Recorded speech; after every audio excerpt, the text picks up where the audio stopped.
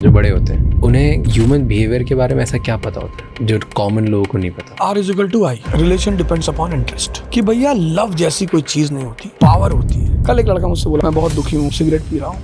क्यों? कहा मेरी गर्लफ्रेंड चली गई। मैंने कहा दूसरी बना ले। वो तुझे मैसेज देके गई कि तू कमजोर आदमी। ताकतवर आदमी को कौन छोड़ता है? हमेशा कमजोर लोग छोड़े जाते हैं। तो एक नॉर्मल 20-year-old कैसे कर सकता है पावर जनरेट? आपका मन आपका गुलाम होना चाहिए। मालिक कौन? जो खुद को डिसिप्लिन रखना जानता हो। और नौकर कौन? जिसको जबरदस्ती डिसिप्लिन रखा जाता है। पैसे से पावर आता है कि खुशी आती है? खुशी आएगी, आनंद नहीं आएगा। अब एक क्लर्क का अगर मन बेचैन हुआ तो वो टीवी खोल के बैठ जाएगा। लेकिन जिसके पास पैसा है और मन बेचैन हुआ, 40 लोग आपके साथ बैठ के आपकी सिर्फ कहानियां सुन रहे हैं। अब उनको पता है आप झूठ बोल रहे हो कि भैया एक बार जंगल में गए और चीता सामने पड़ा, एक चाटा मारे चीता। उसको पता है कि तुम कुत्ते को नहीं मार सकते हो चाटा। लेकिन लोग तुरंत उसमें से खड़ा होकर बोलेगा कि भैया हाँ पापा बता रहे थे, जब आप पापा भी आपके साथ गए थे भैया। ये काम करता है पैसा। कौन ज्यादा माइंड गेम्स खेलता है, लड़कियां कि लड़के? लड़कियां जब पहली बार किसी के अफेयर में पड़ती हैं तब वो माइंड गेम नहीं करती। जब वो पहली बार धोखा खाती हैं तब लड़कियां बहुत खतरनाक। आज तो नीले वाले ड्रम में बैठा दे रहे हैं। अमेरिका चाइना के आमने सामने किधर खड़े हुए? ये तो हमसे बहुत आगे। इंडिया सुपर पावर थी जब हमारे पास तक्षशिला और नालंदा जैसी यूनिवर्सिटीज थी। आज हमारे बच्चे चाइना पढ़ने जा रहे हैं। हम कैसे पावर हो सकते हैं? चाइना के ऐसा क्या जो हमारे पास नहीं? टेक्नोलॉजी है। उन्होंने एक बड़ा अच्छा काम किया। No caste, no religion, no region, कोई मेंशन नहीं करेगा। End of personal identities. India को सुपर पावर बनने से भी क्या रोक रहा है? Economy is equal to empire. तो जब तक भारत को समझ में नहीं आएगा तब तक भारत सुपर पावर नहीं बनेगा। हम किससे कंपेयर करते रहे? पाकिस्तान से। हमने गलत आदमी से कंपेयर ही करना शुरू कर दिया। इंडिया का सबसे बड़ा जियोपॉलिटिकल ब्लंडर कौन सा लगता है? जब हम कुछ भी डिलीवर करवाते हैं या किसी से मंगवाते हैं, सबसे बड़ा स्ट्रेस होता है कि डिलीवरी पार्टनर रिलायबल है या नहीं, क्या सामान सेफ रहेगा, ट्रैक कैसे होगा, और अगर कुछ अर्जेंट हो तो स्ट्रेस और भी ज़्यादा बढ़ जाता है। इसीलिए आई यूज़ पोर्टर की वेरीफाइड डिलीवरी पार्टनर्स पे आप हमेशा डिपेंड कर सकते हैं फॉर रिलायबिलिटी, ताकि आपको वो साइकोलॉजिकल सेफ्टी मिले कि हर डिलीवरी सेफ होगी। और अब पोर्टर ने लॉन्च किया है scooter for small deliveries that need extra space and extra care. चाहे बेकरीज के केक बॉक्सेस हो, हार्डवेयर शॉप्स के सामान हो या ऑफिसेज के documents, porter scooter safely deliver करता है अक्रॉस द सिटी। तो अब डिलीवरी है हो जाएगा with Porter. Click the link in the description to know more. और साइकोलॉजी की अंडरस्टैंडिंग सिर्फ लॉजिस्टिक्स में ही नहीं बट लाइफ में भी बहुत इंपॉर्टेंट है।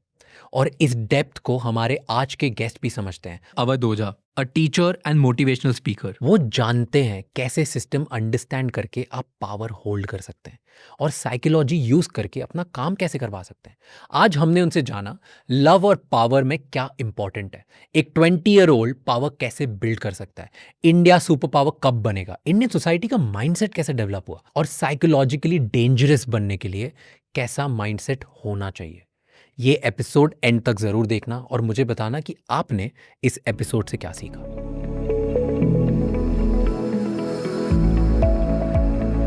कौन सा ऐसा ह्यूमन इमोशन है जो it's the most dangerous emotion जो लोग कंट्रोल नहीं कर पाते, जो हर इंसान के लिए सेम है, बड़े से बड़े छोटे से छोटे के लिए मैक्सिमम लोग उसे कंट्रोल नहीं कर पाते? Basic instinct. वो जो सेक्स का फर्वर है ना, हमारी बॉडी में दो चीजें हैं, एक मन, एक कॉन्शियस। मन भी दिखाई नहीं पड़ता और कॉन्शियस भी दिखाई नहीं पड़ती, लेकिन मन आंख बंद करने पे दिखाई पड़ता है। इसलिए दुनिया में जितनी भी पूजा पद्धतियां हैं सब आंख बंद करके हैं। ये जो मन है इसको भोजन है बेहोशी, शराब कोई मोटिवेशन नहीं चाहिए, सेक्स कोई मोटिवेशन नहीं चाहिए, मूवी कोई मोटिवेशन नहीं चाहिए, चाहिए ही नहीं, जब ले आओ तब तैयार है। लेकिन पढ़ाई के लिए मोटिवेशन चाहिए, योग के लिए मोटिवेशन चाहिए, काम करने के लिए चाहिए, ध्यान के लिए मोटिवेशन चाहिए। अब हर सेंस पावरफुल है, मन से जुड़ी है, जबान पावरफुल है, आंख पावरफुल है, नाक। सेक्स इज अ एक्टिविटी जिसमें सारी सेंसेस कंबाइंड हो जाती हैं, इसलिए वो इमोशन बहुत पावरफुल हो जाता है। एक सेंस को कंट्रोल करना मुश्किल है। डायबिटीज के जो पेशेंट हैं कितना परेशान होते हैं बेचारे। क्रेविंग, कुछ तो रोने लगते हैं। मेरी मदर इन लॉ है, वो रोने लगती हैं कि भैया थोड़ा सा चावल खिला दो, मर जाएंगे भैया, इतनी क्रेविंग होती है। तो जब एक सेंस इतनी पावरफुल है तो जिस क्रिया में सारी सेंसेस मिल जाती हैं वो बहुत पावरफुल हो जाती है। तो अधिकतर लोग बर्बाद उसी के चक्कर में होते हैं। बर्बाद नहीं होते, वो वो उससे भी अच्छा पॉइंट है, बर्बाद नहीं होते। Anything which creates thoughtlessness in you is a happiness. Clear mind, और कोई थॉट नहीं है, थॉट ही नहीं है। हाँ। जैसे दुबई फ्रेम गए हो या बीन दिया? अच्छा, उन्होंने क्या किया, 100 मंजिल का एक फ्रेम बनाया। हाँ, उस 100 मंजिल पर उन्होंने एक शीशे का प्लेट रखा है ऐसे। Now when you will move on 100th floor on a white glass, you will see down, तो मन तो तुरंत रुक जाएगा, तो मजा आएगा। यू गौर करो, जहां जहां तुम्हारे विचार रुकते हैं वहां वहां आपको मजा आता है। जैसे आप मूवी देख रहे हैं और आपके विचार गायब हो गए, तो आपको 3 घंटे बाद पता चलेगा कि अच्छा खत्म हो गई movie. This is happiness. Happiness is basically thoughtlessness. Nice. तो जहां जहां थॉटलेसनेस पैदा होती है वहां वहां सुख पैदा होता है। हम अनजाने में उसको पकड़ लेते हैं जाके। अब सेक्स ने थॉटलेसनेस पैदा की। अब 20 साल के बाद जिंदगी में चैलेंजेस शुरू होते हैं। Anyone who is without stress will never think about sex, will never think about liquor, nothing. जहां से स्ट्रेस शुरू होता है 11th क्लास। अब पापा ने कहना शुरू किया कि देखो भैया 4 साल बाद हमारा रिटायरमेंट है, 2 बहनों की शादी करनी है भैया, जल्दी से स्टेबल हो जाओ भैया, अब हम नहीं ढो पा रहे हैं। स्ट्रेस, पढ़ाई, पापा, परिवार, जिंदगी, उसी में बाहर दोस्तों ने कहा take one, relax, very important, और मार दिया उसने। निकोटीन ने ब्लड फ्लो को शांत कर दिया। तो अब जब भी वो परेशान होगा वो सिगरेट पिएगा। ये सारे नशे का खेल 11 से शुरू होता है, क्योंकि वहीं से चैलेंज शुरू होता है। तो हर वो चीज जो आपको खुशी देती है आप उससे बंद जाते हो अनजाने में, क्योंकि वो आपको थॉटलेस कर रही है। झूले थॉटलेस ही तो करते हैं। और भाई स्पीड थ्रिल्स बट किल्स, क्योंकि स्पीड में जितनी स्पीड आप जाओगे थॉटलेसनेस होते चले जाओगे। तो सबसे पावरफुल इमोशन है सेक्स, क्योंकि वो तुरंत थॉटलेस करती है, तुरंत। बट बर्बाद करता है क्या, डिस्ट्रैक्ट करता हाँ, है? बर्बाद कैसे करता है? आपने उसे पकड़ लिया, आप उसको नहीं अनजाने में पकड़ रहे हो, आप सुख खोज रहे हो, आप शांत होना चाहते हो। कुछ लोग सुबह, एक आदमी ने एक शराब के दुकान मालिक को फोन किया, कहा भैया आपकी दुकान सुबह कब खुलेगी? बोले भैया 9 बजे खुलेगी। फिर फोन किया उसने 1 घंटे बाद, 11 बजे रात में, 12 बजे फोन किया, कहा कब खुले? कहा भैया 9 बजे खुलेगी। फिर उसने 1 बजे फोन किया, कहा भैया आपकी दुकान कब खुलेगी? उसने कहा भैया बोल दिए 9 बजे खुलेगी, तुम बार बार फोन क्यों कर रहे हो यार? उसने कहा भैया मैं गलती से आपकी दुकान में बंद हो गया हूँ। वो शराब की दुकान का मालिक भागते हुए उसने दुकान खोला। जैसे उस दुकान खोल के अंदर गया, पीछे से एक आदमी भागते हुए आया, कहा भैया खोल दी हो तो एक बोतल दे दी। मतलब शराब एक ऐसी चीज है जो कि मेरा एक्सपीरियंस है, उसमें उसका टेस्ट ही ऐसा नहीं कि उसे पिया जाए, उसका परिणाम ऐसा है कि उसे पिया जाए। भाई आप खीर खाते हो क्योंकि टेस्ट है, आप बिरयानी खाते हो क्योंकि टेस्ट है, चाय में भी थोड़ा बहुत टेस्ट है, चाय भी टेस्टी बनती है। पर शराब, उसका परिणाम प्यारा है, वो थॉटलेस करती है, और जितना ज्यादा थॉटलेस करती जाएगी, इसलिए हर पैक के बाद या 4 पैक के बाद आदमी बोलेगा कि तेरा भाई तेरे लिए कुछ भी करेगा, और 8वें पैक के बाद बोलेगा मैं बराक ओबामा, और 12 पे तो खैर स्वर्ग में बैठा हुआ है, वो कुछ भी कर रहा है। तो ये चीजें क्या होती है, सुख के चक्कर में लोग उसे भागने लगते हैं उसके पीछे, वो पीछे भागना बर्बाद कर देता है। अब इस कंट्री की एक अलग खास बात है, इस कंट्री में जनरली 50 करोड़ लोग कायदे से रह सकते हैं, 1 बिलियन 50 करोड़। हमारे पास जितना चैलेंज है उतना ब्रिटेन के आदमी के पास नहीं है। हमारे पास ज्यादा है, ट्रू, दवा नहीं है, खाना नहीं है, दूध नहीं है, कुछ भी सही नहीं है। अब वहां जब चैलेंज ज्यादा है तो शक्ति भी तो ज्यादा चाहिए। तो अब अगर ये कंट्री ध्यान नहीं करेगी, योग नहीं करेगी, तो फिर वो मारी जाएगी, फिर वो बहुत बुरा हश्र होगा उसका। जो लोग सक्सेसफुल होते हैं, बड़े बन जाते हैं, वो लोग ऐसा क्या करते हैं कि वो कंट्रोल कर पाते हैं? कंट्रोल कोई नहीं करता, मैनेज। कंट्रोल कोई करता ही नहीं। पहला तरीका मेडिटेशन। मेडिटेशन, आपका मन स्ट्रेस फ्री है, आप उधर भागोगे, जब बेस्ट तरीका है ये, बेस्ट। मैं आज यहाँ इस चैनल से सबको, पूरे भारत को कह रहा हूँ कि the coming time is going to be a very tough time, बहुत टफ। हाँ, in India because of population बहुत टफ टाइम होगा, और चैलेंजेस बढ़ेंगी, स्ट्रेस बढ़ेगा, डिस्ट्रैक्शन, सब कुछ बढ़ेगा। और उसमें आपको ताकत चाहिए लड़ने के लिए। तो when ever you will be in stress, इसका मतलब आपके थॉट प्रोसेस बहुत एक्टिव हो जाएंगे। एक बैग थॉट आ रहा है, अब क्या होगा, नौकरी खत्म हो गई, EMI कैसे देंगे, इकोनॉमी क्रैश कर रही है। डिस्ट्रैक्शन और डिस्ट्रेस का मतलब क्या है कि आपकी थॉट प्रोसेस बहुत तेज हो गई है। अब उस समय अगर आप ध्यान करते हो तो कितनी भी बुरी परिस्थिति हो, आप थॉटलेसनेस स्थिति में बैठोगे। अगर आप चाहते हो कि आप खुश रहो तो आपको दूसरों को खुशी बांटनी पड़ेगी। मुझे तो लगता है कपिल शर्मा वैसे ही मस्त रहता होगा दिन भर। जो बंदा दूसरों को हंसा रहा है, आज लोगों ने दूसरों को हंसाना छोड़ दिया है। अगर आप किसी को हंसा रहे हो तो उससे पहले तो आपको हंसना होगा, लोगों को मोटिवेट करो, कहानियां सुनाओ, हिम्मत दो लोगों को। तो जो बांटोगे वो तुम्हारे पास भी तो बढ़ेगा। भाई आप किसी को मोटिवेशन की 4 कहानियां सुना रहे हो तो वो आप उसे सुना रहे हो, आप भी तो सुन रहे हो। और तीसरा बहुत प्यारा तरीका है, आप कोई कंस्ट्रक्टिव काम करो, गिटार बजाओ, कोई स्पोर्ट्स पकड़ लो, कुछ नहीं है बच्चों को पढ़ाओ। आप सोसाइटी में रहते हो, 10 बच्चों को पढ़ाओ। तो ये 3 सबसे प्यारे काम है। What do you think, ये सक्सेसफुल लोग जो होते हैं, क्योंकि हम उनकी बात करें, जो बड़े होते हैं, उन्हें ह्यूमन बिहेवियर के बारे में ऐसा क्या पता होता है जो कॉमन लोगों को नहीं पता? पहली चीज पता होता है R = I, relation depends upon interest. उनके कॉन्सेप्ट्स जिंदगी के बहुत क्लियर होते हैं, सिंपल, कि भैया लव जैसी कोई चीज नहीं होती, पावर होती है। लव जैसी कोई चीज नहीं होती, पावर होती है। पावर होती है। नहीं तो रिक्शे वाले को भी गुलाब मिलते यार वैलेंटाइन डे के दिन, उसका दिल नहीं होता।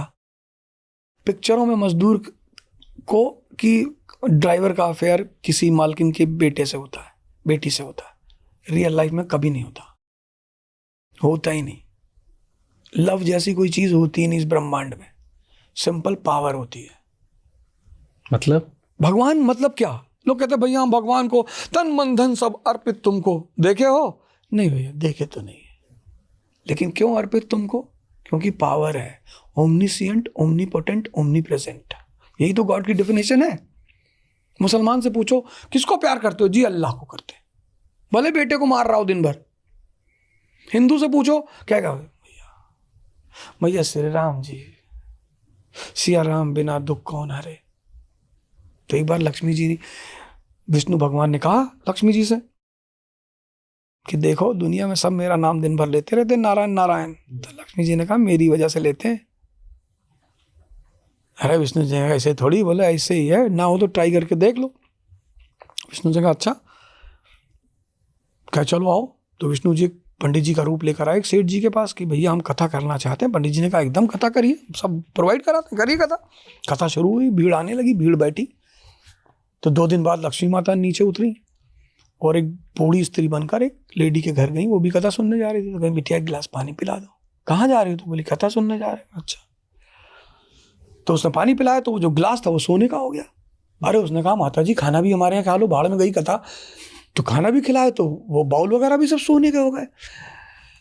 उस औरत ने जाके बताया कि यार एक औरत बाजार में घूम रही है गाँव में, वो जिस खाने में थाली में खाना खा रही है वो सोने का हो जा रहा है। आज हमारे घर आई थी, दूसरे दिन कोई औरत आई ही नहीं, सब उस बूढ़ी लेडी का इंतजार कर रही थी। वो 3-4 लोगों के घर और गई, उनकी भी ताली वाली सोने को हो गई। सेठ जी को पता चला जो कथा करा रहे थे कि यार ऐसी ऐसी कहानी है। तो बोले कहाँ है बूढ़ी माता? पता फला फला घर में आज बैठी है। तो गए माता आप हमारे घर नहीं आई। बोले आपके घर पंडित जी बैठे कथा कर रहे हैं, और जहाँ कथा होती है वहाँ मैं नहीं आती हूँ। अरे बोले माता जी कैसी बातें कर रहे हो? सेठ जी भागते हुए पंडित जी के महाराज आप जाओ, हो गई कथा। तो लक्ष्मी ने कहा कि देखा ये जो नीचे नारायण नारायण चल रहा है ना, ये मेरी वजह से चल रहा है। ये जो छोटी छोटी बातें हैं। कल मैं क्लास ले आया, कल की घटना है। कल एक लड़का मुझसे बोला सर मैं बहुत दुखी हूँ, मैं कुछ कर नहीं पा रहा हूँ, सिगरेट पी रहा हूँ। मैंने कहा अच्छा क्यों? कहा मेरी गर्लफ्रेंड चली गई। मैंने कहा दूसरी बना ले। अरे सर ऐसे कैसे? मैंने कहा तेरा प्यार अभी तेरे पास है ना? हाँ है, दूसरे को दे दे। तेरा प्यार खत्म हो गया हो तो बात ही खत्म हो गई। वो चले गई, जाना है, वो तुझे मैसेज देके गई कि तू कमजोर आदमी है। ताकतवर आदमी को कौन छोड़ता है? हमेशा कमजोर लोग छोड़े जाते हैं, ताकतवर आदमी को कोई नहीं छोड़ता। ये दिखाई पड़ने वाली चीजें हैं, ये रोने की चीजें हैं, ये दिखाई पड़ती हैं चीजें। क्यों इतना परेशान होना, क्यों इतना टेंशन लेना?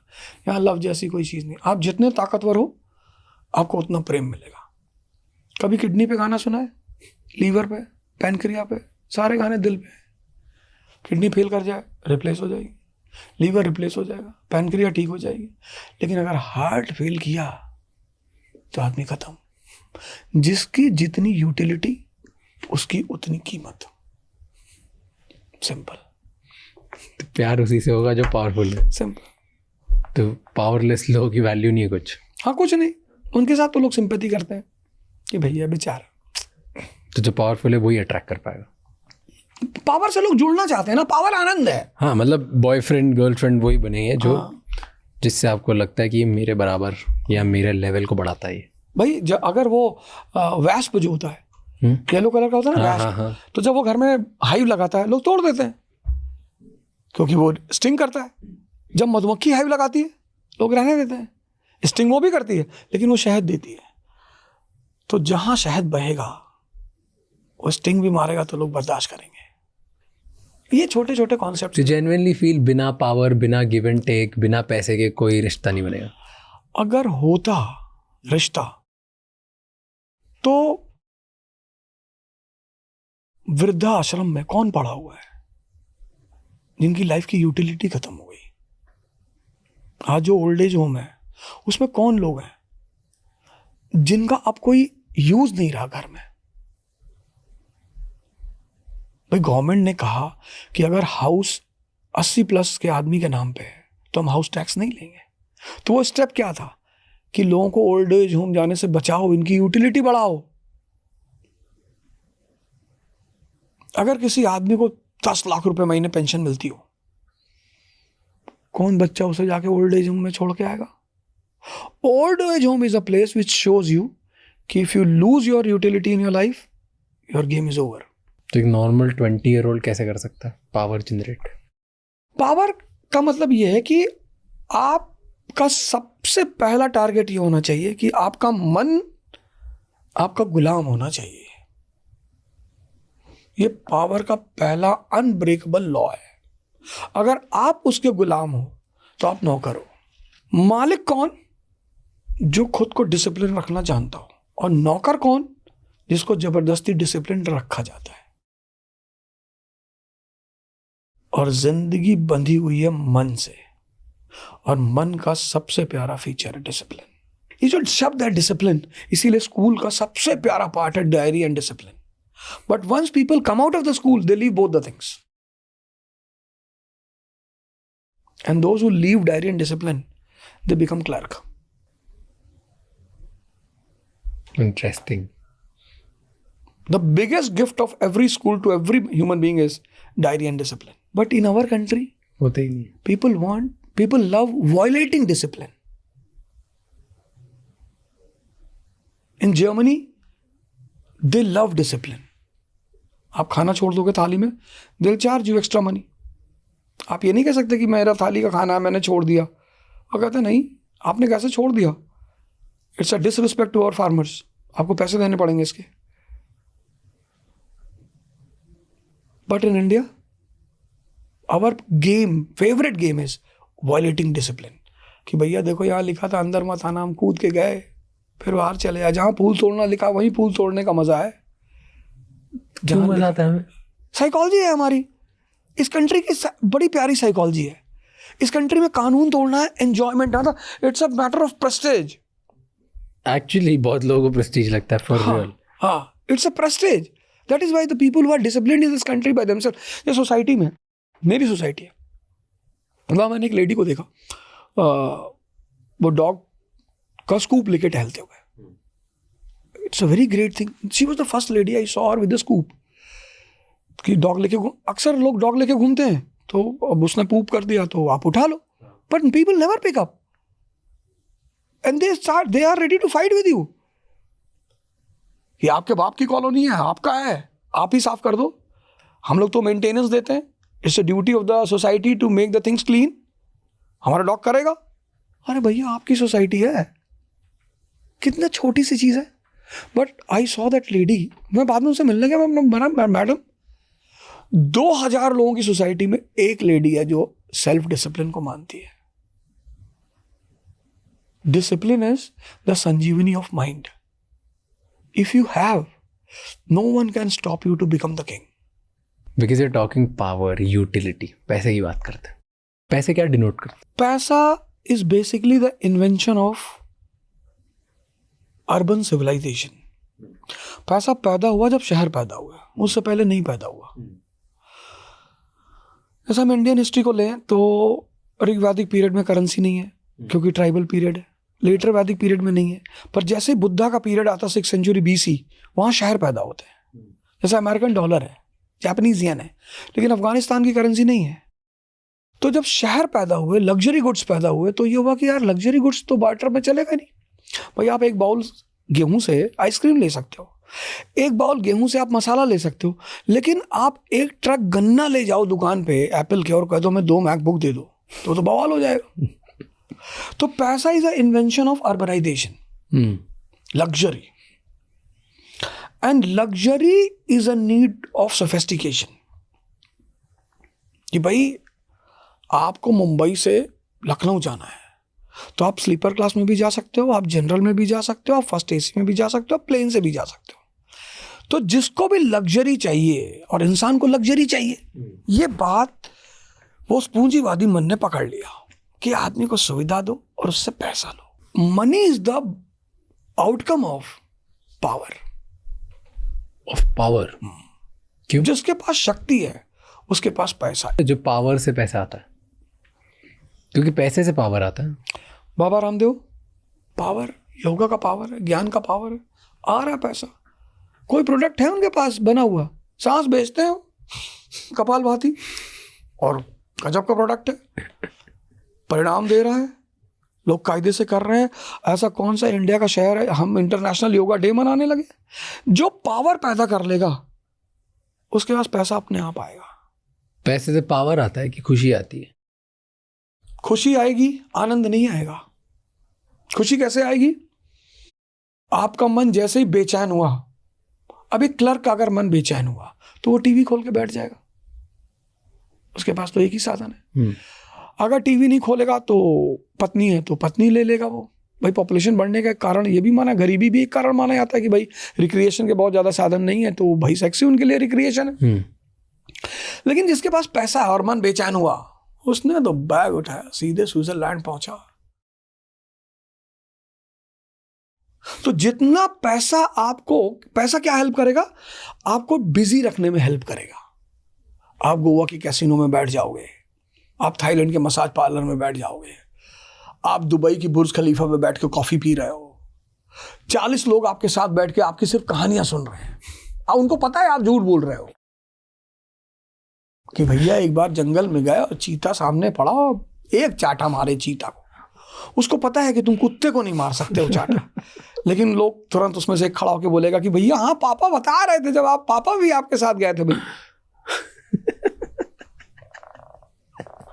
उसको मजा नहीं आ रहा है कि भाई मैं झूठ बोल रहा हूँ, तुम काहे खड़ा होकर झूठ बोल रहे हो। उसको पता है मैं झूठ बोल रहा हूँ। ये काम करता है पैसा, आपको लोनली नहीं होने देता। पैसे में इतनी ताकत है, वो आपको कभी लोनली नहीं होने देगा। You will be always surrounded by everything you need. कौन ज्यादा माइंड गेम्स खेलता है, लड़कियां कि लड़के? लड़कियां जब पहली बार किसी के अफेयर में पड़ती हैं तब वो माइंड गेम नहीं करती, बिल्कुल नहीं खेलती। तब वो वाकई में इमोशनली अटैच होती हैं लड़कों से। जब वो पहली बार धोखा खाती हैं, जैसे फिजिकल रिलेशन हो गए और फिर लड़के ने पैंतरा दिया, ऐसा है वैसा है फलाना धमाका, तब उन्हें थोड़ा सा झटका लगता है कि यार बताओ यार ठीक है। जब वही घटना दोबारा रिपीट होती है, तिबारा रिपीट होती है, तब लड़कियां बहुत खतरनाक हो जाती हैं। तो जहां तक दिमाग का सवाल है, दोनों लगाते हैं, ना कोई ज्यादा लगाता है ना कोई कम लगाता है। अब सिर्फ उसमें डिसाइडिंग फैक्टर ये होता है कि दोनों में से ज्यादा मक्कार कौन है, मैच्योर कौन है। कौन किसके साथ क्यों आया है। जैसे कोचिंगें जब शुरू होती हैं तो लोग लड़के एक दूसरे का बड़ा केयर करते हैं, लड़के लड़कियां, कि अरे खाना खा लिया, तुम्हारा टिफिन अच्छा आता है, यू गॉट NCERT, नोट्स बनते हैं, तो केयर फिर अफेयर में टर्न हो जाता है। लेकिन अफेयर शादी में टर्न होता है, सिलेक्शन पे डिपेंड करता है, बाकी किसी चीज पे डिपेंड नहीं करता। तो लड़कियों का जो पहला स्टेप होता है वो तो इमोशनल होता है, पर धीरे धीरे उन्हें समझ में आता है कि यार कोई इमोशन का कोई गेम नहीं है दुनिया में। भाई औरतें आधा सन्यासी होती हैं। सन्यासी कौन? जो अपना घर छोड़ दे, वो सन्यासी। और औरतें शादी के वक्त अपना घर छोड़ के आती हैं, that means they are half sanyasi. अब वो हाफ सन्यासी जब आपके घर में आया और बाहर गोली चली और आप चारपाई के नीचे घुस गए, तो वो डिसअपॉइंट नहीं हुई कि अरे तू तो मेरे घर घोड़े पे गया था तलवार लगा के 100 लोग लेके, और तू इसके नीचे जा रहा है। औरतों को सबसे बड़ा दर्द होता है जब आप उनके ऊपर शक करते हो, आप उनका मोबाइल चेक करते हो। ये सब आदमियों को नहीं करना चाहिए, क्योंकि जहां पावर है वहां वुमन है। भाई पार्वती जी शंकर जी के साथ जा ही नहीं सकती। भाई सीता जी को पता था कि मेरा आदमी भगवान है, क्लियर थी इस बात पे वो, तब उन्होंने राम का त्याग नहीं किया। 14 साल उनके साथ जंगल में रही। आज तो नीले वाले ड्रम में बैठा दे रही। आपने किसी का घर छुड़वाया है तो किसी ताकत पे तो छुड़ाओगे, आपके पास वो ताकत ही नहीं है। वजह ये है कि हमारे देश में 3 तरह के लड़के होते हैं। एक चतुर्लिंगम की तरह। किसकी तरह? चतुर्लिंगम की तरह, जिन्होंने सिर्फ रटा है जिंदगी भर, जो चमत्कार का कर देते हैं, उनका क्रिएटिव माइंड है ही नहीं।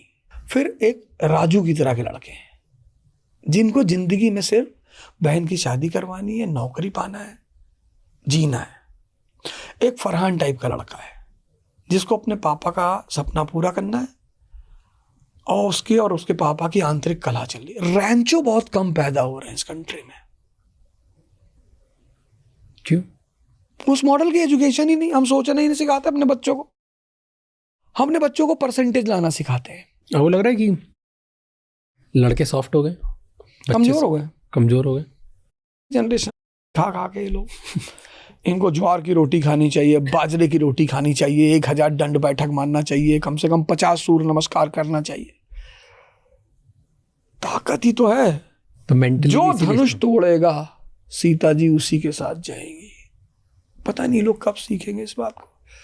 ये डीओ लगा रहे हैं, अब वो डीओ का ऐड आ रहा है कि एक लड़का कॉलेज जा रहा है, उससे कोई लड़की कॉलेज में बात नहीं कर रही, दूसरे दिन वो एक डीओ लगा के जा रहा है। जैसे डीओ लगा रहा है रास्ते में परियां गिर रही है। ये जाहिल ऐसा कहीं होता है? हा? वो 500 मीटर चलता, कहता सर बहुत अंदर से सर नहीं है चल पा रहे सर। इनके साथ स्त्रियां रहेंगी? इनके साथ कौन रहेगा बताओ यार। अरे जिम खुले चारों तरफ, कहीं नहीं जा सकते, जिम ही चले जाओ यार। कितनी प्यारी जगह है जिम।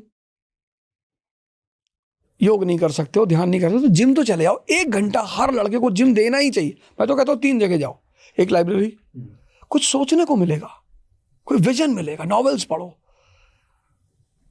नॉवेल भी अजीब अजीब सी पढ़ रहे हैं। पहले लोग नॉवेल्स लिखते थे तो थीम होता था, हिस्ट्री का होता था, सोसाइटी का होता था, थीम्स होती थी। जैसे चित्रलेखा है, थीम है, वुमन थीम, सेक्स थीम है उसकी। अब पढ़ना ही नहीं है तो दिमाग विकसित कैसे होगा? तो मैं कहता हूं लाइब्रेरी जाओ, जिम जाओ और मंदिर जाओ। मंदिर जाओगे, ध्यान करोगे, आध्यात्मिक ताकत बढ़ेगी, विजन बढ़ेगा। ये जाते ही नहीं। ये तो परी की शर्ट पहनना चाहते हैं। मैं एक शादी में गया, अभी रिसेंट की बात है, 5-6 महीने पहले की बात है। मैं शादी में गया तो एक लड़का जो है वो सूट पहना हुआ था और परी का पहना था और इनका जूता पहना हुआ था, और मैं तो यही स्केचर पहना हुआ था 4-5 हज़ार का। इलेक्शन में मुझे वैसे भी ऐसा जूता चाहिए था जो खोलना उतारना ना पड़े। आया बोला सर, ने कहा एक फोटो ले ले। मैंने देखा, मैंने कहा सूट पहना? हाँ। मैंने कहा जला दो। कहा क्यों सर? अरे मैंने कहा मैं रामराज की शर्ट पहना हूँ 1200 रुपये की, और तुम ये कम से कम 1.5-2 लाख का पहने हो, जूता तुम्हारा 80,000 1 लाख से कम नहीं हो। कहा जी, मैंने कहा जब इतनी कीमत तुमको सामाजिक वैल्यू नहीं दिला पा रही, आजकल के कवर बड़े प्यारे हैं, अंदर कुछ है ही नहीं। बड़ा चमकीला सा कवर लगा रखा है, चमकता हुआ, जैसे ही डब्बा खोलो तो जो चिप्स का पैकेट होता है ना, इतना बड़ा पैकेट, उसमें 12 चिप्स गिन के निकलती, बाकी हवा निकलती है। वही हाल इन युवाओं का है। इनको अपने आप को अंदर से ताकतवर करना पड़ेगा, कोई ऑप्शन नहीं है। गोंडा की बातें बताओ 2-3। Gonda is a rural city and the most important feature is it's a feudal city. Feudalism is still alive. Okay, explain. Feudalism मतलब? Feudalism मतलब landed aristocracy is dominant. Like Mumbai, capitalists are dominant. Ambani is here, Adani is here. But Gonda is a place where landed aristocracy, people have huge tracts of land. So you'll find illiteracy, you'll find landless laborers. If you see Afghanistan today, Afghanistan is a good example of feudalism. Money is missing, land बहुत है, land बहुत है, और landed aristocracy dominant है। जैसे यहाँ industrialist dominant है, वहाँ लैंडेड एरिस्टोक्रेसी डोमिनेंट है, कि जिसके जमीन है वही राजा है, वही राजा है। This is the feature of UP, Bihar, Bengal and all maximum. लेकिन स्टेट्स में, इंडिया में यही सीन है ना। एक्चुअली हमारे यहाँ राज रेवोल्यूशन नहीं हुआ। Modern world is basically the outcome of revolutions. French revolution, end of feudalism, beginning of parliamentary form of government. American Revolution, Russian Revolution, Tsar Shahi Khatam, Duma. The only country in the world which has not gone through revolution but is a modern country is Japan. Because they have voluntarily abolished feudalism. Yeah. फिर China. Mao is the builder of modern China. मार डाला सारे सामंतों को पकड़ पकड़ के। तो ये जो हम मॉडर्न वर्ल्ड देख रहे हैं, this world is the world of capitalist. उसके सेंटर है Mumbai, it's a capitalist place, everyone talks about money. आपको सांस लेना है तो बोलेगा भैया देखो 100 रुपया लगेगा। That's why when people come from, this is what Raj Thackeray says, कि डेली 40 ट्रेनें आती हैं, उसमें लोग आते हैं, they don't have anything there ना। तो यहाँ जब वो आते हैं तो एटलीस्ट पैसे बनाने की उम्मीद होती है। वाई डू यू थिंक कि इंडिया में अभी तक ऐसा एकदम रेवोल्यूशन नहीं आया पैसे बनाने का?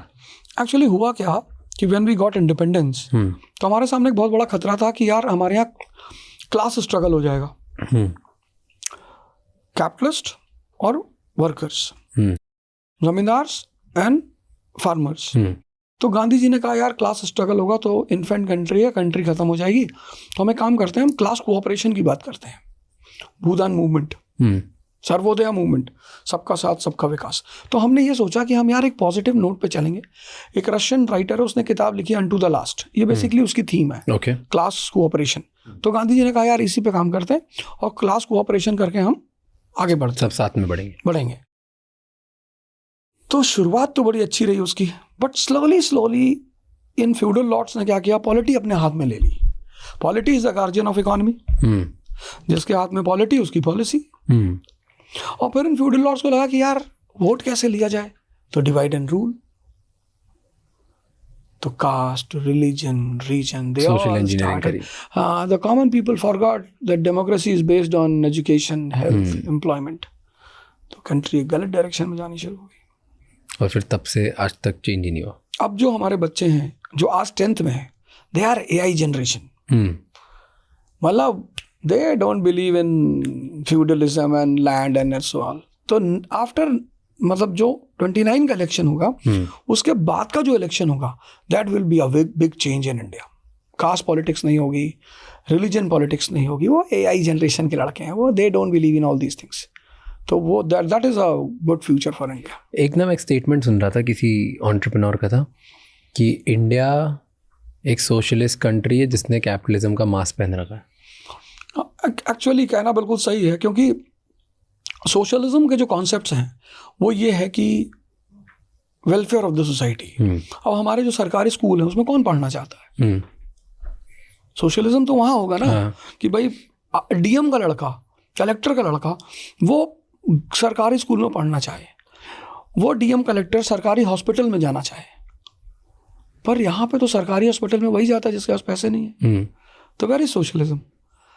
तो we give the slogan of socialism but we generally believe in capitalism. हाँ, तो हर आदमी चाहता है कि भैया, इसीलिए हमारे गांव में, महाराष्ट्र में, यूपी में, बिहार में, पंजाब में, स्कूल जो है गांव में, उनका नाम है सेंट मैथ्यूज इंटरनेशनल स्कूल, गांव में, क्योंकि उनको पता है कि यार यहाँ पे नाम अगर मैथ्यू होगा तो लोग सोचेंगे इंटरनेशनल लिख दिया तो आएंगे लोग, पैसे बनेंगे। बिल्कुल। हैव यू सेंस्ड कभी ऐसा कि अपनी कंट्री में थोड़े ना अमीर लोगों को, पावरफुल लोगों को लोग हेट भी करते हैं, एक्चुअली चिढ़ते हैं? पावरफुल लोगों को लोग अपनी कंट्री में नहीं, हर जगह हेट करते हैं।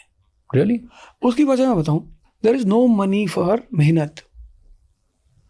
हमारे देश में एक कहावत है जो बिल्कुल गलत है कि कर्म का फल मिलता है, नहीं, ज्ञान का फल मिलता है। कर्म का फल मिलता तो रिक्शा वाला बहुत अमीर होता। कितनी मेहनत करता है वो। ज्ञान का फल है, जिसकी समझ जितनी ज्यादा है उसके पास उतना ज्यादा पैसा है। समझ का पैसा है। An idea can change your life. True. मैं अगर मुकेश अंबानी को जाके बोलूं कि सर मैं आपको एक फार्मूला देता हूं और आपकी कमाई 100 करोड़ पर डे है, वो 500 करोड़ पर डे हो जाएगी, I will be God for him.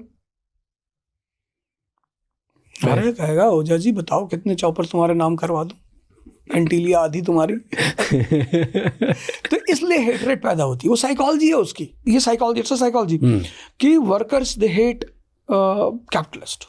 इसीलिए फोर्ड ने अपने ऑफिस के सामने अपनी एक मूर्ति लगवा रखी थी और अपने वर्करों से कह रखा था कि बेटा जब भी तुम्हें मेरे ऊपर कोई गुस्सा है तो इसको जूते से मारना है, इस मूर्ति को।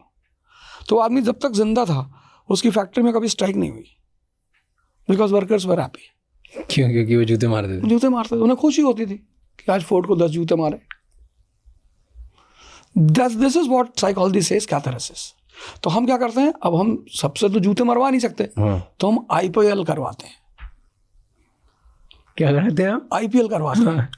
आईपीएल में क्या होता है कि जितनी वर्किंग क्लास है ये चिल्लाती है बेचारी जाके, एक चौवा पड़ा चिल्ला रही है, छक्का पड़ा चिल्ला रही है, विकेट गिरा चिल्ला रही है। तो when you scream, catharsis, that is catharsis, release होता है अंदर। हाँ, तो you scream for 2 months in a year and 10 months you work.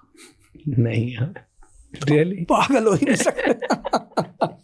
Entertainment, बहुत लोग बोलते हैं कि स्पोर्ट्स और एंटरटेनमेंट पुराने राजा के ज़मानों से ये इसी के लिए करा जाता है कि पब्लिक का गुस्सा और जो अंदर उनका भरा हुआ वो रिलीज हो। Entertainment, that was a point. इसका अलग पॉइंट ये है कि sport is a form of meditation. Watching तो मजा ले रहा है, हाँ, मतलब जो खेल रहा है, क्योंकि जिसका होश ज्यादा होगा वो अच्छा खेलेगा। Tendulkar is a very good example. Kambli was a very good player, पर उस आदमी का होश खो गया तो वो आदमी सफल नहीं हो पाया। तो coming back to the hatred point, ठीक है, तो आपको बस इसलिए लगता है कि लोग अपने आप को कंपेयर टाइम के बेसिस पे करते हैं, इसीलिए वो हेट करते हैं पैसे वालों को, पैसे वालों से। एक ऐसा सेंटिमेंट भी तो है कि लोगों को ऐसा लगता है कि जो अमीर बना है, जो पावरफुल बना है ना, उसने कुछ बदमाशी करी होगी। सब करना चाहते हैं पर हिम्मत चाहिए ना। मतलब झूठ बोलना एक आर्ट है, सच बोलना आर्ट थोड़ी है। भाई इफ यू आर सेइंग कि सूरज चमकता है, ये तो सच है, सब मान लेंगे। But if I say that the sun shines because of the external powers of our those and I prove it, and 1 billion 50 crore में से 70 करोड़ बिलीव करने लगे, दैट इज टैलेंट। अगर झूठ बोलना आर्ट है, चाहते सब है, बोल नहीं पाते, क्योंकि झूठ बोलने के लिए कई शर्तें हैं। आपको आंख में आंख डाल के बोलना है, कॉन्फिडेंस होना चाहिए चेहरे पे। बहुत लोग कहते हैं भैया हम झूठ नहीं बोल पाते, क्योंकि वो कॉन्फिडेंस नहीं रख पाते हैं। वो ऐसा नहीं कि बोलना नहीं चाहते, चाहते हैं, पर तो हर वो काम करने के लिए जिसको सोसाइटी प्रोहिबिट करती है, उसके लिए हिम्मत चाहिए। आप बोल लेते हो झूठ? अरे मुझे तो शौक है बोलने का। I love lying. मतलब मुझे ऐसा लगता है कि यार जो काम दूसरे नहीं कर सकते वो तो करना ही चाहिए। तो हमारे टीचर्स बोलते थे हमसे बचपन में कि यार झूठ बोलने से पाप लगता है। तो मैंने कहा मैडम अगर ऐसा होता तो ये सारे पॉलिटिशियंस वगैरह सब कहाँ जाते। मैंने कहा मैम ये सारी दुनिया झूठ पे चलती है, और जिस दिन वो आदमी उस झूठ को डिकोड कर लेता है, वो या तो बुद्ध हो जाता है, या महावीर हो जाता है या कबीर हो जाता है। बस वो डिकोड करने की बारी है। परेशान तो वो रहता है पर वो छोड़ता नहीं, क्योंकि मज़ा भी आ रहा होता है। जब उसे डिकोड कर ले जाता है कि यार मेरी पत्नी को अगर मेरी शक्ति खुशी नहीं दे सकती तो वो मेरी पत्नी नहीं है। यानी हर वो आदमी जो मुझसे जुड़ा हुआ है वो किसी ना किसी बेनिफिट से जुड़ा हुआ है। जिस दिन वो इस बात को डिकोड कर लेता है कि I have to give benefit to everyone to be with me, तो उसको लगता है कि नहीं यार इतना फालतू में जीने से क्या मतलब। तो वो एक पार्ट ऑफ साइकोलॉजी है। मतलब it's all about understanding the things. ये पूरी जिंदगी सिर्फ एक शब्द पे चलती है, उस शब्द का नाम है wisdom, the most precious word in life. True. But इसके लिए अदर साइड भी तो होता है, जिसने डिकोड कर लिया एक तरीके का लाए या एक तरीके की दुनिया में ये ट्रूथ क्या है, वो एक्स्ट्रा सक्सेसफुल भी हो जाता है ना, मजा लेने लगता है ना मजा, क्योंकि अब उसको समझ रहा है कि दुनिया का चक्कर कैसे चलता है। तो अब वो ये सब त्यागने की जगह और चला रहा है। उसको पता है कि अगर सब मेरे से बेनिफिट की वजह से जुड़े हुए हैं तो मैं हर किसी को मिनिमम लेवल का बेनिफिट कैसे दे दूँ ताकि सब जुड़े रहें और मैं बढ़ाते जाऊँ कैसे लोग। इसको मैं कॉन्सेप्ट बोलता हूँ। क्या कॉन्सेप्ट? इसी चीज को कॉन्सेप्ट कहता था ना। हाँ। तो मैं कहता हूँ देख भाई, अगर तेरा बच्चा है और तू अपने बच्चे को डेली चॉकलेट नहीं देता, तेरा नेबर देता है, तो वो उसको पापा बोलेगा ये कंफर्म है। सिंपल सा गेम है। तो हर वो आदमी जिसको तुम मजा देते हो, मतलब तुम घर पहुंचे और महीने के लास्ट में 5 लाख मदर को, 5 लाख फादर को, तो बहन मिल ले आई 10 लाख उसको, तो हर आदमी कहेगा कि भैया तो भगवान की तरह है। इसको मैं कॉन्सेप्ट बोलता हूँ कि अगर आप मजा दे सकते हो दूसरों को तो आप राजा हो, नहीं तो फिर आप रोते रहो, दुहाई देते रहो कि दुनिया में कोई अच्छा नहीं है। Everyone who's crying in this world is lacking the concept of life. What is concept of life? You should know what is photosynthesis. If you can do photosynthesis in everyone's life, everyone मतलब उसके पास chlorophyll तो होना ही चाहिए। Sunlight तो वो तुम्हारी use करेगा, लेकिन उसके पास क्लोरोफिल होना चाहिए कि वो उसको एनर्जी में कन्वर्ट कर सके। बेस लेवल पे एक्सप्लेन करो। Knowing someone and using someone both are very different thing. तो जो पत्ते सूखे होते हैं वो क्लोरोफिल नहीं कर पाते, वो फोटोसिंथेसिस के लिए हरा पत्ता होना बहुत जरूरी है। और कुछ ओवर स्मार्ट होते हैं वो पिचर प्लांट होते हैं, फोटोसिंथेसिस भी करते हैं, कीड़े मकोड़ों को भी खा जाते हैं। हमें बाहर से कुछ नहीं पढ़ना होता। जैसे लोग कहते हैं ना ज्ञान के लिए ध्यान संतों के, कुछ नहीं, आपको अवेकन देखना है। ये पूरी दुनिया एक ज्ञान है, बस हमें कॉन्शियस होकर चीजों को देखना है। डेजर्ट में बारिश नहीं होती क्योंकि वहां पेड़ नहीं है, यानी जहां पेड़ होंगे ऑक्सीजन होगा वहीं बारिश भी होगी।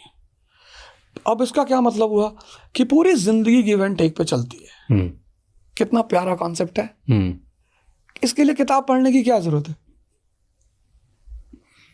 अगर आप कुछ दे नहीं सकते तो आपको कुछ मिलेगा नहीं।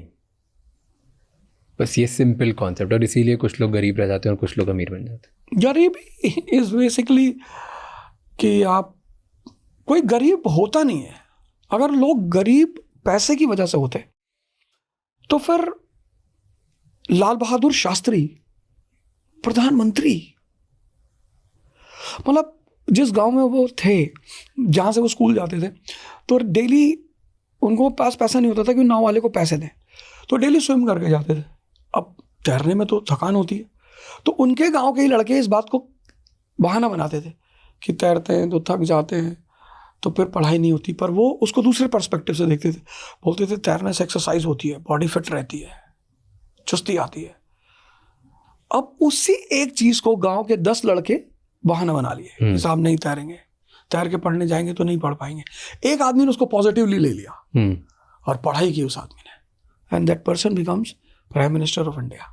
जैसे मेरा दोस्त था, उसके फादर पॉलिटिशियन थे, तो मैं उसके फादर को देखता था कि लोग आते थे, नमस्ते करते थे, पैर छूते थे। मैं अपने फादर को देखता था, मैं बोलता था नहीं ये जो कहा जाता है अच्छा सब बेकार की बात है, खेल तो कहीं कुछ और ही है। ये तो बिल्कुल गलत बात सिखाई जाती कि तुम झूठ नहीं बोलोगे, ईमानदारी से रहोगे, लोग तुम्हारी इज्जत करेंगे। मैंने कहा ना, इसका आंसर कहीं और है। तो वो चीज़ें धीरे धीरे एक्सपेरिमेंट करता रहा, मैं देखता रहा, ऑब्जर्व करता रहा, तो चीज़ें अपने आप खुलनी शुरू होंगी कि नहीं, गरीबी का पैसे से कुछ भी नहीं। फॉर अ टाइम बीइंग ऐसा हो सकता है कि आपके पास पैसे ना हो, वो एक अलग बात है, बट यू आर नॉट गरीब। तो गरीबी का किससे लेना देना? पर्सपेक्टिव से। हाँ, गरीबी का लेना देना है, you don't have a thought. सोच नहीं है। सोच नहीं है। Baba Ramdev started his yogic career as a very simple saint of Haridwar. Very simple. But he came with the idea. 1991. LPG in India. Urbanization. Shahar. Business. Money. So Shahar, business, money. One side. Stress, pressure, depression on the other side. They are the outcomes of Shahar, business, money. And then he thinks, yeah, this is the right time for yoga and meditation. And he gets that idea. Today he is having 4 choppers, as far as I know, and 2 private jets. Can you imagine? He has a thought. He has a vision. और 4 personal chopper हैं और 2 private jet हैं। फोड़ दिया उन्होंने life में। Do you think कि जो अच्छे लोग होते हैं वो अमीर या पावरफुल नहीं बन सकते? थोड़े तुम्हें बदमाशी तो करनी पड़ेगी। हमारे समाज में जो लोग कमज़ोर होते हैं वो कहते हैं भैया हम झूठ नहीं बोलते, भैया हम बदमाशी नहीं करते। बदमाशी करनी है, मतलब स्ट्रेंथ रखनी है। ये कंट्री बेसिक कॉन्सेप्ट्स को मिस करती है। भैया हम बदमाशी नहीं करते, अच्छी बात है। पावर रखने से कौन मना कर रहा है? इसीलिए तो कंट्री पे हमेशा हमले हुए। इस कंट्री को 2000 साल से गुलाम बनाया गया। जो भी आता है इस कंट्री पे कब्जा कर लेता। क्यों? क्योंकि इस देश का आदमी कंफ्यूज्ड है। शक्ति पैदा करो, शक्ति पैदा करके अच्छे रहो। कैसे कर सकते हैं भाई? आप योग करो, ध्यान करो। हमारी कंट्री में कितनी सारी विधाएं हैं। योग gives you a powerful mind, yoga gives you a powerful body. फिर मार्शल आर्ट्स के स्किल्स हैं। पहले गांव में लड़के लाठी चलाना सीखते थे, लाठी लेके लोग चलते थे। बट इन सबसे पैसे बनाने का क्या टेंशन? नहीं, if you have a inner power you have a more strength to fight. जैसे मुंबई में जो मुंबई का इनबॉर्न होता है, ये बड़ा रियल फैक्ट है कि मुंबई के जो लड़के पैदा हुए और जो बाहर से आए, वो बहुत सक्सेसफुल हुए। उनका रेशियो ज्यादा है। उसकी वजह क्या है? गांव से आए तो लड़ने की क्षमता बहुत है। इसी पे रामधारी सिंह दिनकर ने एक लाइन लिखी, बहुत प्यारी, बहुत प्यारी। मतलब वो बड़ी विजनरी लाइन है, सोचने वाली। प्रसादों के कमकाब शिखर होते कबूतरों के ही घर। प्रसाद मतलब महल। तो जो बड़ी बड़ी बिल्डिंग्स हैं, विलास हैं, महल हैं, उनमें जो बच्चे पल रहे हैं वो कबूतर हैं। प्रसादों के कनकाब शिखर होते कबूतरों के ही घर। महलों में गरुड़ न रहता है, कंचन पर कभी न सोता है। वो जो गांव का लड़का है वो खेत काट रहा है मई की दोपहर में, वो दिसंबर की ठंडक में गन्ने के खेत में पानी लगा रहा है, बोझ उठा रहा है। उसके संघर्ष करने की क्षमता ज्यादा है। तो जिसके संघर्ष करने की क्षमता ज्यादा है, अगर उसमें थोड़ी सी मैच्योरिटी आ गई तो वो सक्सेसफुल हो जाएगा, वो फोड़ देगा। अपने फायदे के लिए थोड़ा छल कपट करते हो, उनको कुछ झूठ बातें बताते हो, तो ये जो इंसान करता है उसको फिर अच्छा इंसान नहीं बोला जाता है ना। तो अगर आप ये सब करते हो तभी बड़े बनोगे, ऐसे आपको बोलना? नहीं, ये कोई फॉर्मूला नहीं है बड़े बनने का। अब इसके 2 पर्सपेक्टिव हैं। 2, एक, आप लोगों को खुलेआम कॉटन बता के फाइबर बेच रहे हो, वो बेईमानी है। तो फील ह्यूमैनिटी होनी चाहिए, सब में ह्यूमैनिटी होनी चाहिए। बाकी तो यार बिजनेस के डेफिनेशन क्या है कि जो गंजों के देश में कंघा बेचा है। अब आपने कहा कि साहब च्यवनप्राश है हमारा, इसको खाने से आपके अंदर घोड़े जैसी ताकत आ जाएगी। चलो यार, घोड़े जैसी ना, कम से कम गधे जैसी भी तो आ जाए। जिसके च्यवनप्राश खा के चूहे जैसी भी ताकत ना आए, वो बेईमान, वो धूर्तता हो गई। भाई हम तो मान के चलते हैं ना कि यार 100% तो कुछ होगा, कुछ हुआ नहीं है, मान के चलते हैं। जैसे मैं कोचिंग देता हूँ लड़कों को, इसको पढ़ाता हूँ, तो मैं उनको बोलता हूँ कि देख भाई 100% तो ना पढ़ा पाएंगे, वो तो पक्का है। तो लड़के भी कहते हैं ठीक है सर, कोई बात नहीं। तो जब मैं उनको 60% पढ़ाता हूँ और एकदम शानदार कि साहब ऐसे पढ़ना है, जैसे मैं वर्ल्ड वॉर पढ़ाता हूँ, मैं कहता हूँ यार वर्ल्ड वॉर कभी मुंबई गए हो? हाँ सर। छोटा राजन दाऊद इब्राहिम के बारे में सुने हो? हाँ सर सुने। क्या था वो? सर वो डॉन थे तो ना रहे। मैंने कहा वो भी वर्ल्ड वॉर है पर शहर के लेवल पे। मुंबई की इकोनॉमी 10,000 करोड़ की है। अब जो शहर पे राज करेगा वो 10,000 करोड़ की इकोनॉमी पे उसका कब्जा होगा। तो ये जो मुंबई शहर में हो रहा है छोटा राजन दाऊद इब्राहिम, यही वर्ल्ड के लेवल पे हो रहा है। पहले वर्ल्ड वॉर में ब्रिटेन चाहता था कि पूरी दुनिया मेरी बाजार रहे, जर्मनी ने कहा आधा तो हम भी लेंगे, बस हो गया गैंग वॉर। तो अब तुम उसे मुंबई के लेवल पे देखोगे तो वो गैंग वॉर है, लेकिन वर्ल्ड लेवल पे देखोगे तो वो वर्ल्ड वॉर है। तो अब इस तरह से मैं उनको विजन देता हूं कि भाई ऐसे पढ़ना, तो कहते सर बस 60 बहुत है सर। अगर 20 का मैंने उन्हें नोट्स दे दिया तो उस पर वो खुश है। हाँ। लेकिन अगर मैंने 100 के बजाय 20 पढ़ाया और 10 के नोट्स दिए, तब फिर वो बेईमानी हो जाएगी। तो उससे आदमी को बचना चाहिए। आपको ऐसा लगता है कि जो टॉप पे होता है, जो पावरफुल होता है, वो मैनिपुलेट करता है? बिना मैनिपुलेट किए कोई टॉप पे पहुंच ही नहीं सकता, लॉ है ये। इसको मैं, जैसे हमारे से कलाम साहब थे, वो प्रेसिडेंट तो बन गए, पर वो इलेक्शन लड़ते तो हार जाते हैं, ऐसा मैं सोचता हूं। क्यों? मैनिपुलेटर नहीं है ना वो। एक मतलब APJ Kalam was a scientist. मतलब मैं तो कहता हूं हिंदुस्तान में हर आदमी को उनकी किताब पढ़ना चाहिए, ignited minds. You should have a dream, you should have guide and coaches and all. बड़ी प्यारी किताब है, पढ़नी चाहिए। तो अब किस्मत बहुत अच्छी थी, कुछ समय भी था कि वो भारत के प्रेसिडेंट बन गए। तो जब वो प्रेसिडेंट हाउस से निकलते हैं तो एक बैग उनके साथ है, 2-4 बैग हैं किताबों के हैं, बस। कहाँ पहुंच सकते हैं वो टॉप मोस्ट पोस्ट पे? भाई इंदिरा गांधी ने किसी ज़माने में कहा गरीबी हटाओ, गरीबी हट गए। नेपोलियन ने यही किया। Good days ahead, 1789, French revolution, जनता परेशान, चारों तरफ डार्कनेस, इकोनॉमिक पॉलिटिकल डार्कनेस। समझ गया कि यार अंधेरा छाया हुआ, थोड़ा सा रोशनी दिखाओ इनको। उसने रोशनी दिखा दी, वो 1799 में फ्रांस का प्रेसिडेंट बन गया। मुसोलिनी यही करता है, हिटलर तो। लेकिन हाँ, अब ये जो पॉलिटिशियंस हैं, इनमें डिग्री है। मैनिपुलेट सभी करते हैं, कुछ 100% कर देते हैं कि वही कि आप च्यवनप्राश खाओगे घोड़ी जैसी ताकत आएगी, पता लगा बकरी भी नहीं है, तो वहां पे पब्लिक चटपटाती है, वो परेशान होती है। लेकिन अगर गधे जैसे भी आ गई तो पब्लिक कहती ठीक है भैया चलो इतना तो किया। तो पावर का एक वो है। जैसे लोग, मैं चुनाव लड़ने आया तो लोगों ने कहा कि अरे मास्टर साहब,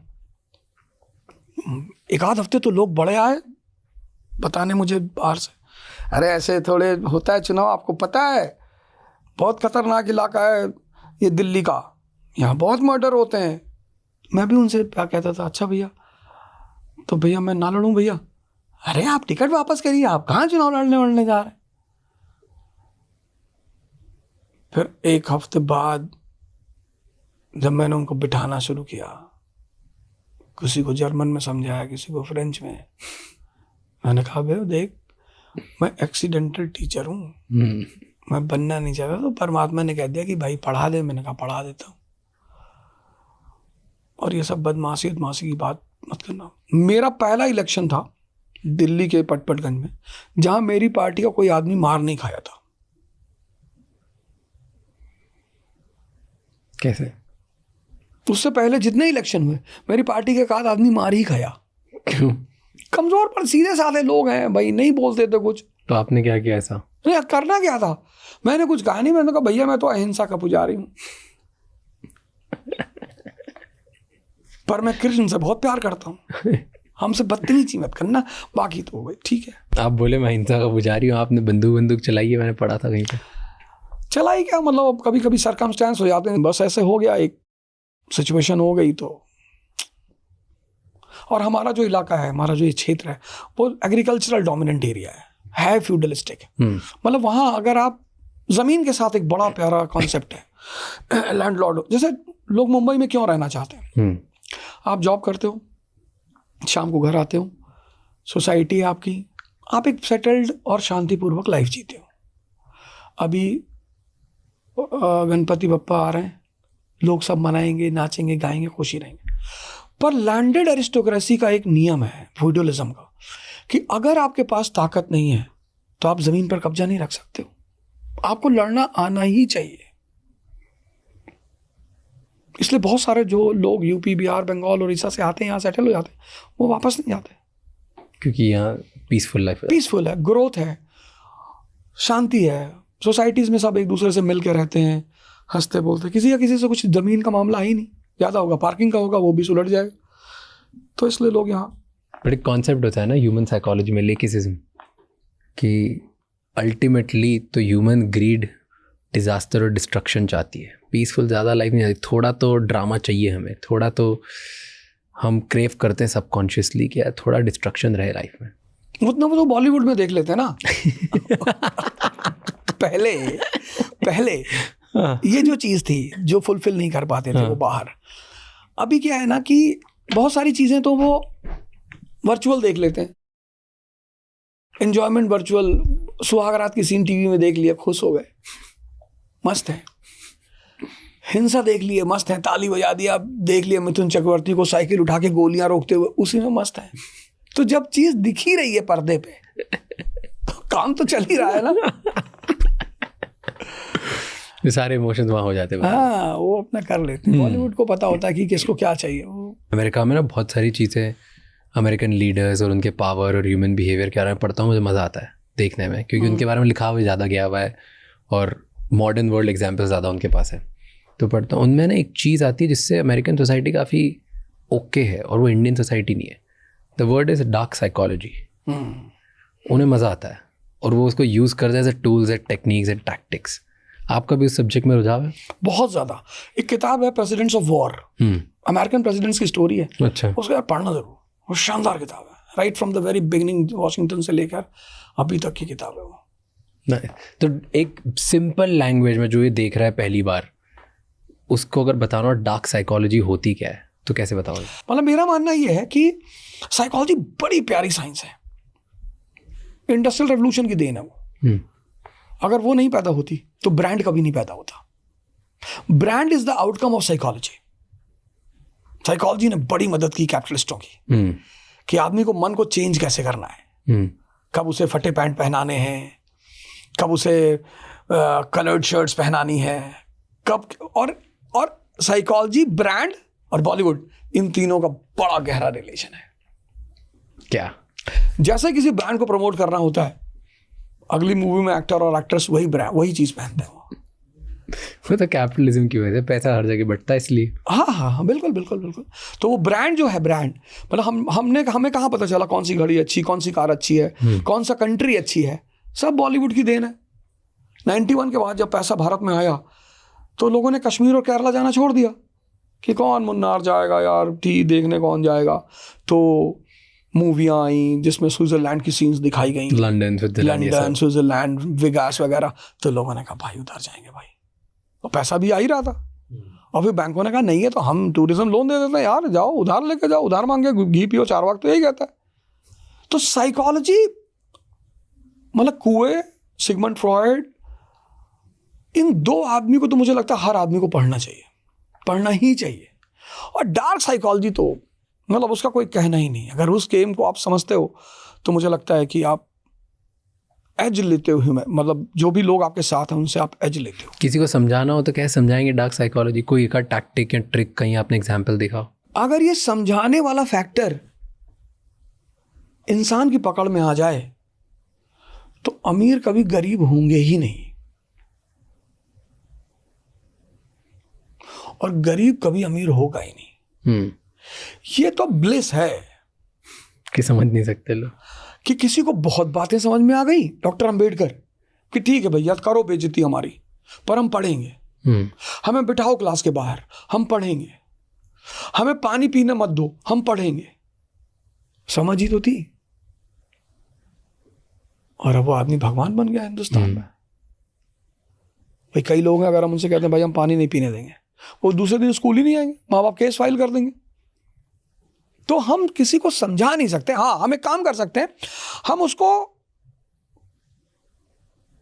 कुछ चीजें, जैसे हमारे यहाँ क्या होता है कि अब लड़कों ने लिटरेचर पढ़ना छोड़ दिया। भाई नॉवेल्स क्या है, विजन ही तो देती हैं। जब आप किताबें पढ़ते हो, अब लोग ऑडियो बुक सुनते हैं, वो नहीं करना चाहिए। मजबूरी है तो कर लिया, अलग बात है। सुनने में ये बड़ा प्यारा बात ही, क्यों सुनने में हमारा मन मैकेनिकल हो सकता है और हमें एहसास होता है कि हम सुन रहे हैं, पर ओरिजिनली हम सुने ना। लेकिन पढ़ने में हम विदाउट कंसंट्रेशन पढ़ नहीं सकते। जब आपको पढ़ना है तो या तो आप नींद में आओगे या आप पढ़ोगे, पैरेलली साथ नहीं चलेगी चीज़। तो ऑडियो बुक्स ठीक है, अब भाई ट्रैवल कर रहे हैं सुन रहे हैं, वो अलग बात है, पर कोशिश करना चाहिए कि ज़्यादा से ज़्यादा बुक्स को पढ़ना चाहिए। इसलिए हिंदुस्तान में जब बुक्स पैर पे लग जाती थी तो हम उसे उठा के मत्थे पे लगाते थे, क्योंकि book is the best medium to open this. तो चाबी हो। तो लिटरेचर है, सीन्स हैं, मतलब कुछ स्टोरीज हैं जिनको हम बता सकते हैं, दिखा सकते हैं, केसेस दे सकते हैं कि भाई ऐसा हुआ, ऐसा हुआ, ऐसा हुआ। तो वहाँ पे हो सकता है कि कुछ को बुद्ध की तरह कुछ सीन समझ में आ जाए। जैसे बुद्ध ने डेड बॉडी देखी और ओल्ड एज पर्सन देखा, बीमार आदमी देखा, तो देखने से ही वो जाग गए।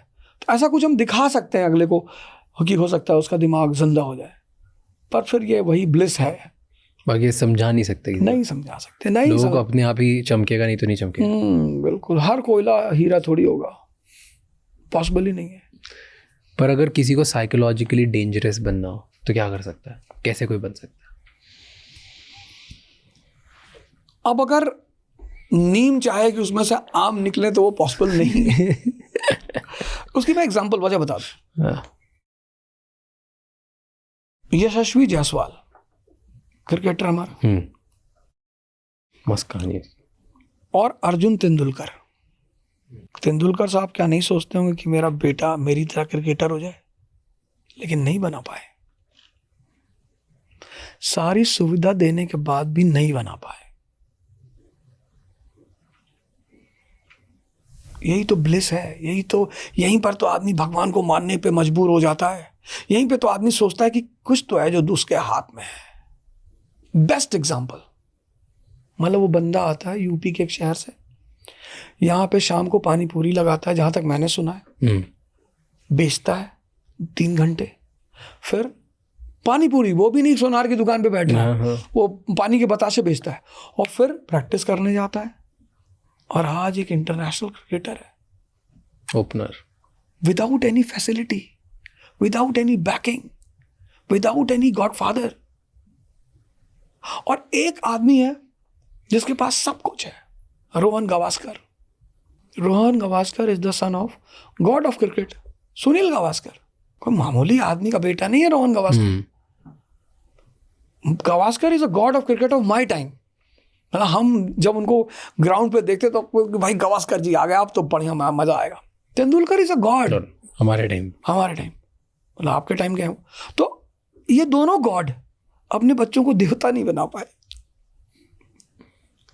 इसलिए हम किसी को फैसिलिटी दे सकते हैं, बता सकते हैं, अगर उसकी इनर इंस्टिंक्ट नहीं होगी तो वो नहीं कर पाएगा।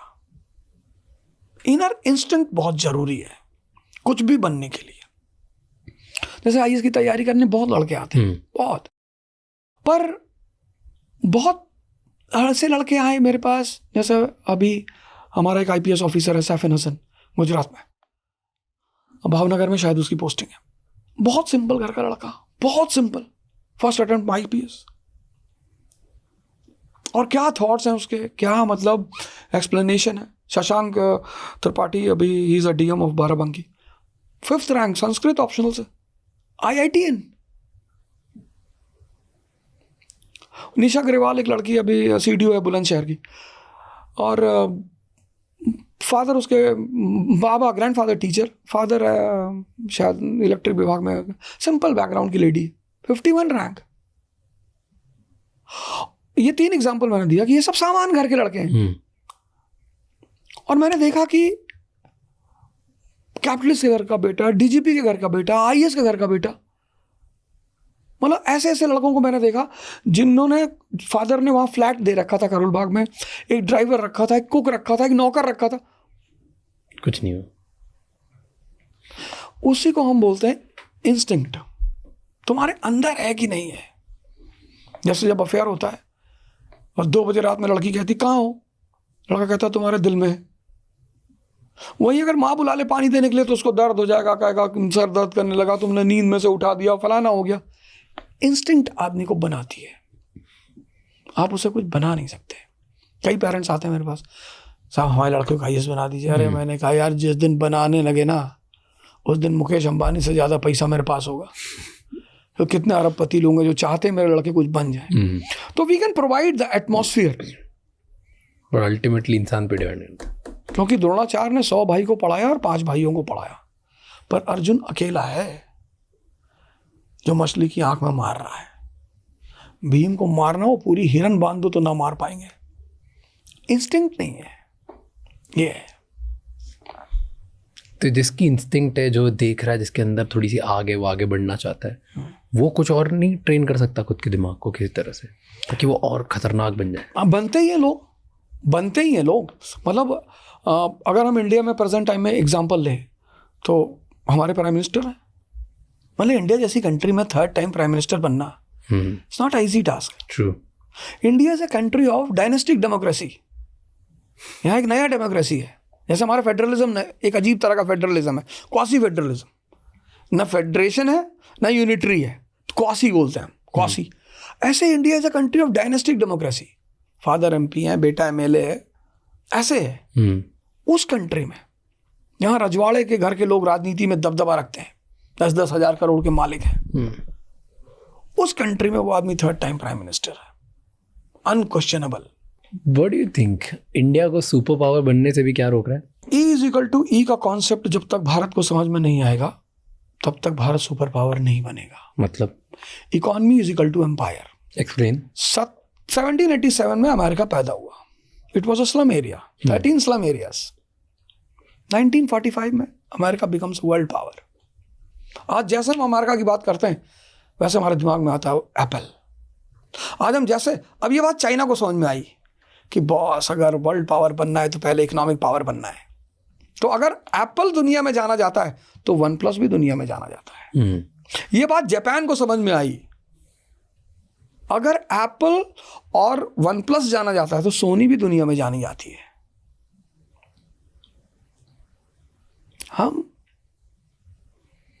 हमारा कौन सा प्रोडक्ट दुनिया में बिक रहा है? हम किस प्रोडक्ट के नाम से दुनिया में जाने आते हैं? ये बात नॉर्थ कोरिया को समझ में नहीं आई, ये बात पाकिस्तान को समझ में नहीं आई। खत्म हो गई सारी कंट्रीज। आज व्हाट डू यू थिंक, हमारी क्या पोजीशन होगी ग्लोबली? ग्लोबल पावर में हम आज अमेरिका चाइना के आमने सामने किधर खड़े होंगे? नहीं, ये तो हमसे बहुत आगे हैं। मतलब चाइना, इंडिया, पाकिस्तान, ये 3 कंट्रीज एक साथ पैदा हुए। इंडिया सुपर पावर थी जब हमारे पास तक्षशिला और नालंदा जैसे यूनिवर्सिटीज थी। मतलब ह्यूमनसांग भारत पढ़ने आ रहा है, फाइहान भारत पढ़ने आ रहा है, अलबरूनी भारत आ रहा है, अब्दुल रज़ाक भारत आ रहा है। आज हमारे बच्चे चाइना पढ़ने जा रहे हैं। हम कैसे पावर हो सकते हैं?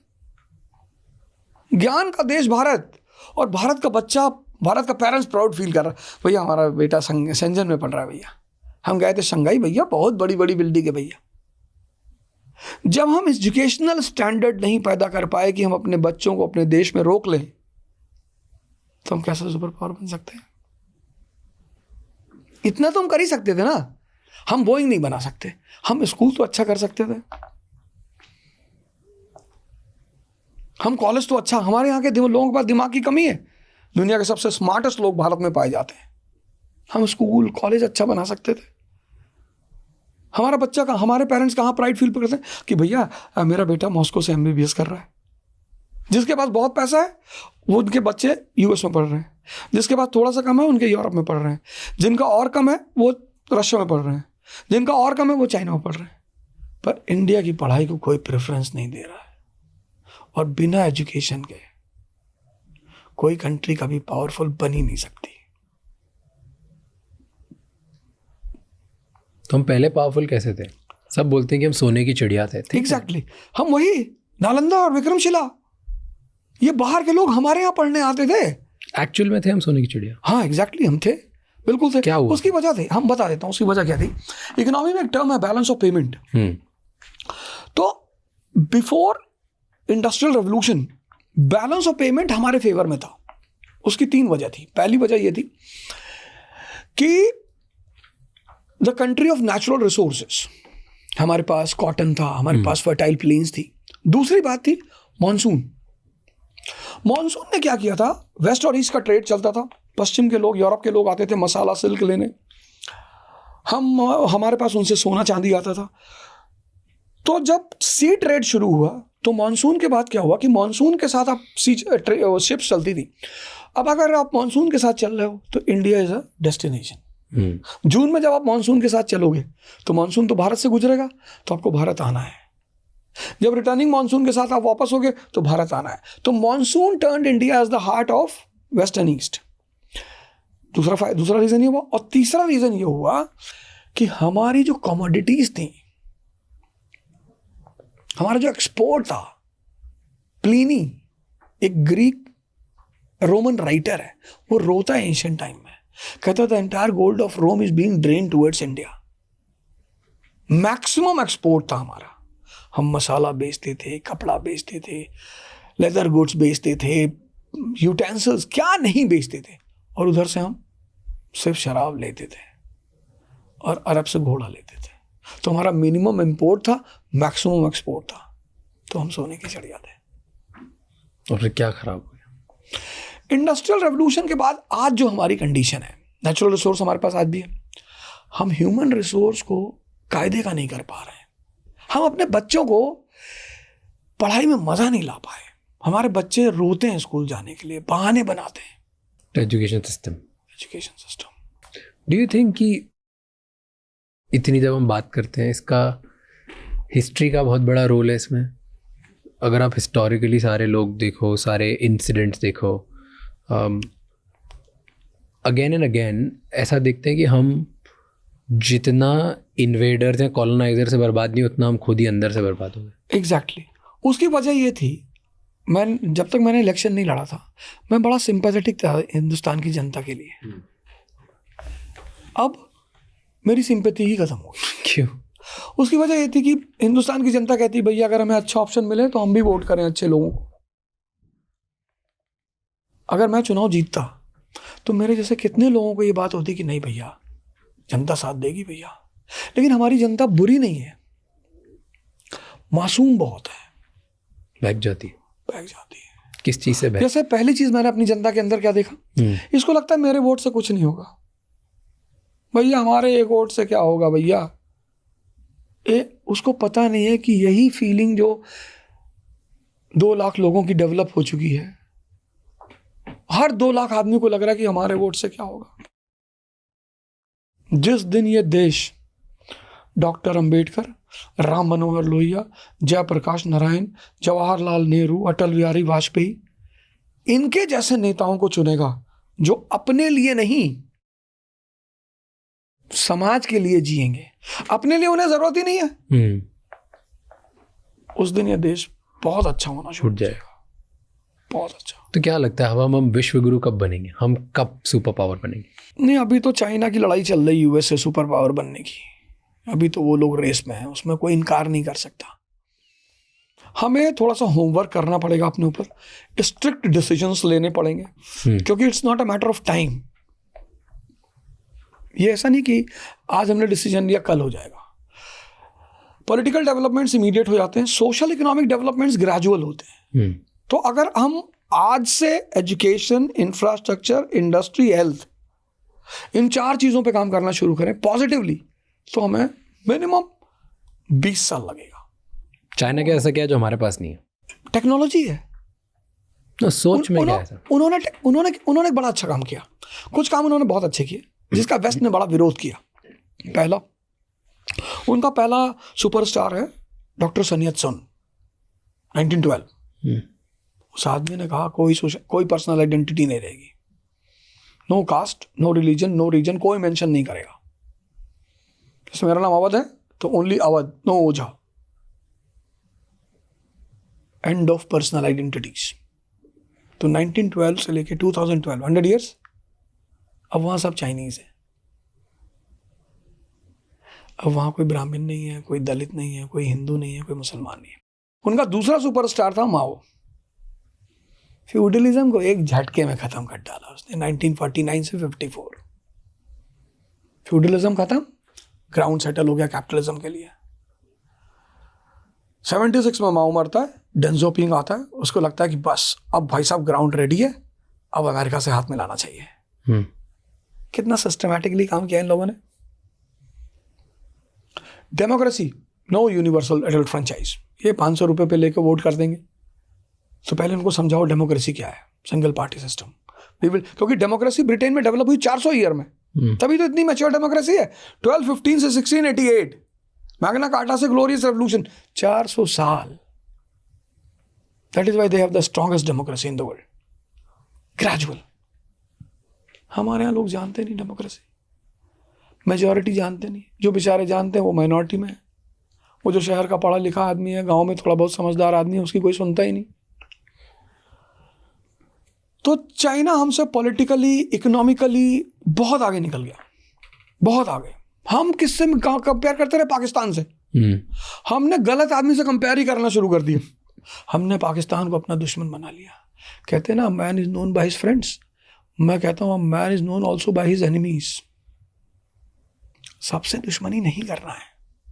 कुत्ता, हर भौंकते हुए कुत्ते को आप मारने लगोगे तो आप अपने डेस्टिनेशन तक कभी पहुंच ही नहीं पाओगे। ये सब बड़ी बड़ी गलतियां की हमने। पाकिस्तान ने हमें दुश्मन बनाया ना, हमने थोड़ी किया। पाकिस्तान को हम विलय कर लेते ना अपने अंदर। है क्या उनके पास? कुछ है ही नहीं। अब उन्होंने अपने आप को मिसयूज किया। उनके पास चीज़ें बहुत थी। अगर वो भी पॉजिटिव नोट पे काम करते हैं, वो भी बिस्मार्क को अगर पढ़े होते कि पहले कंट्री को इकोनॉमिक पावर बनाओ फिर वो पॉलिटिकल पावर बन जाएगी, तो उनका भी कंडीशन अच्छा होता। और दो पावरफुल पड़ोसी जब आपस में रहते हैं तो एक दूसरे का ख्याल रखते हैं। भाई हम दोनों का पैलेस अगल बगल है तो हम एक दूसरे को कभी डिस्टर्ब नहीं करेंगे। And if we both are living in a slum area, तो कभी हम यार तुम्हारे घर में पत्थर मार देंगे, कभी हमारे घर में मार दोगे। तो अगर पाकिस्तान पावरफुल हो जाता है, अचीवमेंट हो जाती, तो वो भी कहता है कि छोड़ो यार, हिंदुस्तान से दोस्ती करके रखो। इन्होंने अपने आप को मिटा लिया। अब उनके पास खोने को कुछ है नहीं। हमने अपने आप को काफी बना लिया है। हाँ, ऐसा नहीं कि हमने नहीं बनाया, हमने अपने को बहुत बनाया है। हम चाइना सूट में है, हम कुर्ता पैजामा में है, पाकिस्तानी लुंगी में है। वो सोचते हैं क्या फटेगा, लुंगी तो फटेगी, फट जाने दो, लेकिन इंडिया को कुर्ता पैजामा फाड़ डालेंगे। इसीलिए तो कहावत है ना, नंगा नाचे फाटेगा। तो उनको हमसे लड़ने में डर नहीं लगता, वो जानते हैं हम तो ऑलरेडी नंगे। तो ये जो चीजें हुई, अभी क्या है ना कि आजकल के जो युवाओं को मैं देखता हूं, उनका पूरा माइंडसेट बहुत सारे युवाओं का बदल गया, बहुत ज्यादा बदल गया। मतलब पता नहीं कहाँ किस डायरेक्शन में जा रहे हैं, क्या सोच रहे हैं, लेकिन आने वाला समय हमारा अच्छा है। डू यू थिंक कि इंडिया, क्योंकि अभी तो हमारे दोनों नेबर्स टेक्निकली ज़्यादा खास नहीं है, तो do you think India 2 front war के लिए रेडी है? नहीं, ये दिक्कत हमारे साथ, एक से मिलिट्री वॉर है, एक से इकोनॉमिक वॉर है। हमारे साथ ये दिक्कत शुरू से थी। जब हम 1947 में हम पैदा हुए, इंडिया पैदा हुई, तो हमारे पास एक बहुत बड़ा सुकून था कि तिब्बत इंडिपेंडेंट था। और शिमला एग्रीमेंट जो 1914 का था, उसमें चाइना से हमने एग्रीमेंट किया था कि भैया तुम तिब्बत पे कब्जा नहीं करोगे, Tibet will be a buffer between India and China. तो हम ठीक थे, सुकून में थे कि चलो यार, तिब्बत का प्लेटो का क्रॉस करते करते इनको टाइम लगेगा, हम मैनेज कर लेंगे। लेकिन जब चाइना ने तिब्बत पे कब्जा कर लिया, वो हमारे लिए बहुत बड़ा चैलेंज हो गया। अभी वो ब्रह्मपुत्रा पे डैम बना रहे हैं।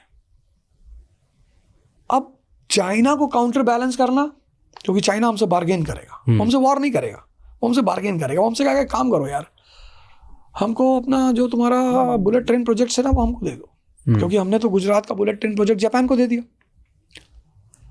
चाइना के पास फॉरेन रिजर्व की भरमार है, इन्वेस्टमेंट नहीं करेगा तो पैसा बढ़ेगा नहीं। अब वो हमारे पे प्रेशर बनाएगा हमारी मार्केट को कब्जा करने का, और जहां वो मिस करेगा वहां वो पाकिस्तान को इंस्टिगेट कर देगा कि भाई तेरे पास तो वैसे भी कुछ नहीं है, तू ले ले हमसे $500 मिलियन, जा एक काम कर, इंडिया इकोनॉमिक कॉरिडोर बनाने जा रहा है मुंबई में, अटैक करवा दे। अब इंडिया अगर मुंबई में अटैक हो जाएगा तो जो बाहर के इन्वेस्टर वो आएंगे ही नहीं कि भैया तुम्हारी कंट्री में तो सिक्योरिटी ही नहीं है। भाई आज दुनिया के इन्वेस्टर चाइना में क्यों बैठे हुए हैं? सिक्योरिटी है। बिजनेसमैन को क्या चाहिए? Security, law and order. China तुरंत भड़का देगा। जैसे इंडिया में इन्वेस्टर्स आएंगे वैसे चाइना पाकिस्तान को इन्वेस्टिगेट करेगी, $40 मिलियन करना क्या सरकार, दबा दे यार, 2-4 बदला आगे करते। तो ये जो 2 फ्रंट पे हम लड़ रहे हैं, ये हमारे लिए बहुत बड़ा चैलेंज है, बहुत बड़ा। क्या करेंगे हम? हमें तो सबसे पहला काम ये करना है, हमने हमेशा इसकी कोशिश की कि हमने पाकिस्तान को हमेशा मोस्ट फेवर्ड नेशन का दर्जा दिया।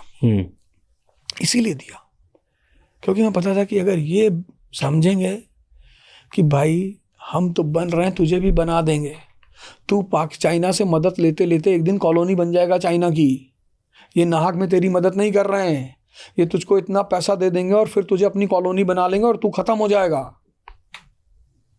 लेकिन अब ये बात पाकिस्तान को समझने के लिए बहुत देर हो चुकी है, क्योंकि चाइना के स्लीपर सेल्स इतने स्ट्रांग हैं पाकिस्तान में कि जो राजनेता इमरान खान की तरह पाकिस्तान को ताकतवर बनाने की कोशिश करेगा वो जेल में जाएगा या फिर उसकी हत्या होगी बेनजीर भुट्टो की तरह।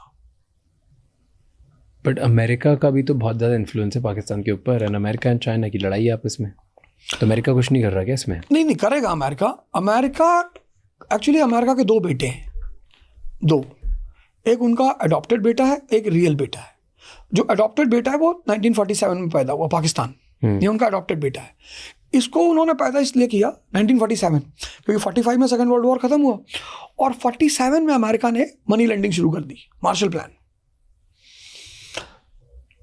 तो उधर रशिया कम्युनिस्ट कंट्री, और ये कम्युनिज्म की लहर चाइना में माओ ने स्ट्रांग कर रखी थी, इंडिया में स्ट्रांग हो रखी थी, नक्सलिज्म वगैरह बढ़ रहा था। तो अमेरिका को लगा कि इनकेस चाइना कम्युनिस्ट कंट्री बना और by chance Bharat communist country बना तो हमारा एक अड्डा होगा सेंट्रल एशिया में कैपिटलिस्टों का, क्योंकि उन्हें ईरान के ऑयल रिजर्व्स पर नजर रखनी थी। तो एक बेटा पाकिस्तान जो ईरान पे नजर रखेगा और दूसरा बेटा इजराइल जो अरब वर्ल्ड पे नजर रखेगा, और दोनों मिलकर कैपिटलिज्म के इंटरेस्ट की रक्षा करेंगे।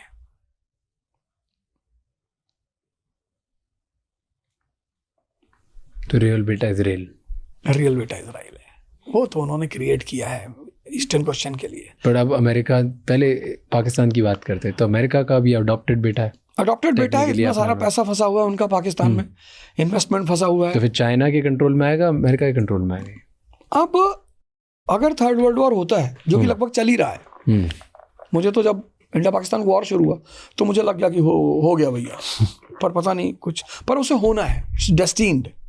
World war 3 I don't think होना है। अब इकोनॉमिकली पूरे वर्ल्ड बहुत ज्यादा इकोनॉमिक इंटरेस्ट अलाइंड है, तो ये नहीं हुआ। नहीं, मैं बताऊं उसकी वजह क्या है। चेंज ऑफ वर्ल्ड ऑर्डर हो जाएगा। नहीं, लिमिटेड वॉर होगा। लिमिटेड वॉर तो हो ही रहा है। हाँ, तो लिमिटेड वॉर होगा, छोटे छोटे पॉकेट्स में तो हो ही रहा है। हाँ, तो जो वॉर होंगे इससे डिस्ट्रक्शन होगा, तभी रिकंस्ट्रक्शन होगा और इकोनॉमी अलाइव होगी। तो वॉर तो होगा, हो सकता है एक छोटा सा वॉर 6-7 महीने का हमारा हो जाए पाकिस्तान के साथ, इट्स वेरी पॉसिबल, क्योंकि हम इंटरनल क्राइसिस में आए हैं, पाकिस्तान का बलूचिस्तान क्राइसिस है, तो दोनों का इंटरनल क्राइसिस अगर दूर करना है तो अपने पब्लिक को बाहर तो उलझाना पड़ेगा ही, तो वो वॉर हो सकता है, हम उस वॉर को खेल सकते हैं। और ऊपर लेवल पे कुछ भी सेटल हो सकता है, पब्लिक को कहाँ पता चलता है कि बड़े बड़े लोगों के बीच में क्या सेट हो गया, भाई अखंडानंद त्रिपाठी और सीएम के बीच क्या सेट हुआ, ये बाहर के लोगों को कहाँ पता होगा। तो पब्लिक कुछ भी कर सकती है। अब ये डिसाइड होने का समय आ गया कि रियल वर्ल्ड पावर कौन है। जैसे 1914 में समय आ गया था कि जर्मनी या ब्रिटेन, तो फर्स्ट वर्ल्ड वॉर हो गया। 1940 में समय आ गया था कि जापान या यूएस, तो सेकेंड वर्ल्ड वॉर हो गया। अब वो समय आ गया है कि चाइना या यूएस, जो जीतेगा, जो डोमिनेट करेगा, पाकिस्तान उसकी झोली में रहेगा। टेल मी, इंडिया का आज तक इंडिपेंडेंस से लेके अभी तक सबसे बड़ा जियोपॉलिटिकल ब्लंडर कौन सा लगता है आपको? सबसे बड़ा जियोपॉलिटिकल ब्लंडर, हालांकि मैं उसे ब्लंडर नहीं कहूंगा, जब तिब्बत पर कब्जा हुआ चाइना का, उस वक्त हमको प्रोटेस्ट करना चाहिए था बहुत स्ट्रांग तरीके से। That was a very big blunder done by Nehru government. हम तो हिंदी चीनी भाई भाई करते रहे, लेकिन भाई मेरा मकान थोड़ी कब्जा करेगा। अगर चाइना तिब्बत में नहीं बैठता तो आज जो हमारे ऊपर प्रेशर है उतना नहीं होता। और हमारे पास एग्रीमेंट था, शिमला एग्रीमेंट, हमने दलाई लामा को शेल्टर दे ही रखी थी। हम उसको स्ट्रांग प्रोटेस्ट करते, भयानक तरीके से प्रोटेस्ट करते कि साहब करना ही नहीं, मानना ही नहीं इस बात को। क्यों नहीं किया हमने? उसके पीछे कई सारी वजह थी। पहली वजह यह थी कि नेहरू जी को लगता था कि हम साथ में पैदा हुए हैं, तो infant nation and a nation in crisis avoid Wars, ये नेहरू जी की कैलकुलेशन थी कि इन्फेंट नेशंस, जो नेशंस पैदा होते हैं, वो वॉर को अवॉइड करते हैं, क्योंकि दोनों को अपनी एनर्जी को इन्वेस्ट करना होता है ग्रोथ एंड डेवलपमेंट। ट्रू। तो नेहरू जी को पता था कि भाई जैसे मैं अपने आय का 90% डेवलपमेंट में लगा रहा हूं, वैसे चाइना भी लगा रहा है, तो चाइना हम पे कभी हमला नहीं करेगा। पर 1962 में चाइना ने कर दिया। तो वो जो 90% डेवलपमेंट में जा रहा था, उसका 60% आर्म्स एंड एम्युनिशन में जाने लगा। तो जिस पेस से हमारी ग्रोथ हो रही थी, क्योंकि वेस्ट को पता था कि 1787 में अमेरिका पैदा हुआ और ये 1853 में जापान पे कब्जा कर लिया। वेस्ट के पास एक एग्जाम्पल बहुत बड़ा था कि अगर हमने इंडिया को डिस्टर्ब नहीं किया तो भाई साहब अगला अमेरिका एशिया में तैयार हो जाएगा। ह्यूमन रिसोर्स, नेचुरल रिसोर्स, और वेस्ट की सबसे बड़ी industry arms and ammunition industry. तो जैसे हमारा 60% उधर शिफ्ट हुआ, हमारी ग्रोथ अटक गई। चाइना की भी तो अटकी होनी चाहिए। उस टाइम चाइना भी थोड़ी ज़्यादा कोई पावरफुल देश था। नहीं, चाइना के साथ मैंने कहा ना, सबसे बड़ी बात इंटरनल क्राइसिस खत्म हो गई थी। हमारे पास तो इंटरनल चैलेंजेस थे ना, हम दो साइड से लड़ रहे थे। हम दो साइड से लड़ रहे थे। Well, perfect sir, thank you so much. मज़ा आ गया बात करके। थैंक यू बहुत फॉर मजा आया। आंसरिंग सारे क्वेश्चन। आपको एक्टर बनना है? नहीं नहीं नहीं, नहीं। कोई एक आध सीन मिल गई। सुभाष घई की आदत थी ना बीच में एक थोड़ी सी सीन करने की, वो अलग बात। क्योंकि acting is a very big art, बहुत बड़ी कला है। बट कहानियाँ सुनाओगे, मजे करोगे। हाँ, थैंक यू सो मच ये एपिसोड एंड तक देखने के लिए। अब आपको पता है आपको 3 चीज़ें करनी है। सबसे पहले इस चैनल को सब्सक्राइब कर लो ताकि इसी तरह हम और भी वैल्यूएबल गेस्ट लाते रहें। नंबर 2, मुझे कमेंट्स में बताओ कि इस एपिसोड में आपको क्या अच्छा लगा और कौन से ऐसे गेस्ट हैं जो आप देखना चाहते हो हम इस एपिसोड में, इस पॉडकास्ट में लेके आए। एंड ये एपिसोड किसी एक इंसान के साथ ज़रूर शेयर करना जिसको अपनी लाइफ में इससे कुछ बेटर चेंज करने का मौका मिलेगा, क्योंकि एक conversation can change someone's life. I will see you next time. Until then keep figuring out.